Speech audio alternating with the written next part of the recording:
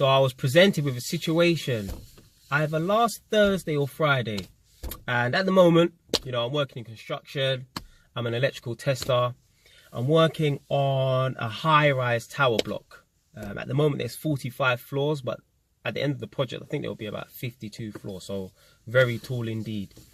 Now, I was presented with two situations. One was either last Thursday or Friday, and one happened this morning.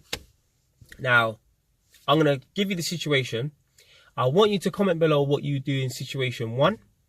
And then in situation two, let me know your opinion on this.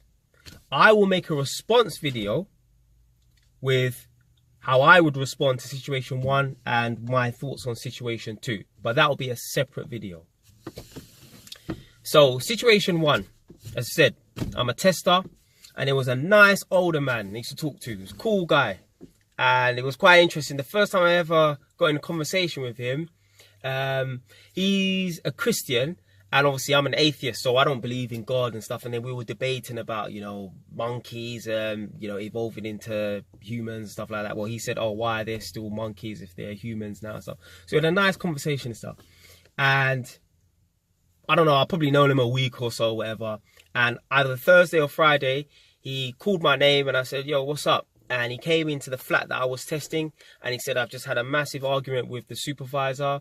He's threatened me and I'm going to go home. So basically he resigned. But with the type of work we do, there's no HR or anything like that. There's no kind of process to get fired or anything or to resign. You just kind of just call up in the morning because it's temporary work. We're agency workers. So we don't really have any rights like that. But at the same time, we're not bound to work anywhere. We don't have to, you know, we're not compelled to go into work. It's just a thing where if you don't work, you don't get paid. There's no such thing as sick leave or annual leave or anything like that.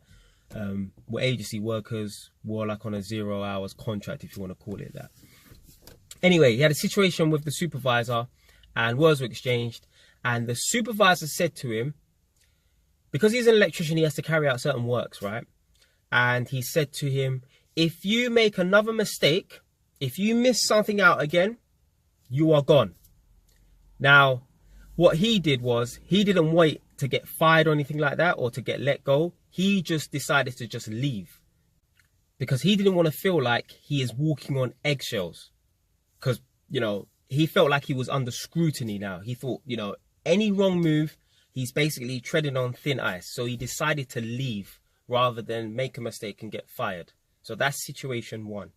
So let me know what you do in that situation. If your manager or your supervisor threatened you and said, you know, if you make one more mistake or, you know, if you're late one more time, for example, which is a common thing, then you're gone. What would you do? Would you stay and wait to get fired if you make that mistake? Because obviously it's possible that it could happen. Or would you just resign and just leave? Situation two relates to situation one. So obviously that incident happened where the guy left. That was either Thursday or Friday. And it's Monday today. So earlier in the morning, we had a meeting. Just a general meeting. But obviously I brought up that situation about my work colleague leaving, and obviously I gave my thoughts and opinions on what I would have done in that situation. Now, the work colleague who'd left, he was, you know, he was cool with everyone. He was a nice guy or whatever. Now that he's gone, two of my other work colleagues, they started dissing him. All these guys, they're all older guys, right? Most of them anyway. So the guy who's gone, he's an older guy, and the two guys who were dissing him, they're older men as well, right? Old enough to be my dad easily, yeah?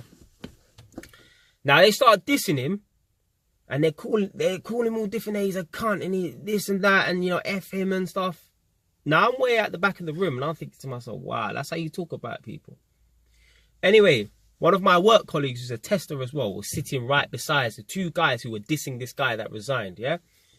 And he said, hold on a minute, like, you lot were just working with him 2-3 days ago. Now you're dissing him already.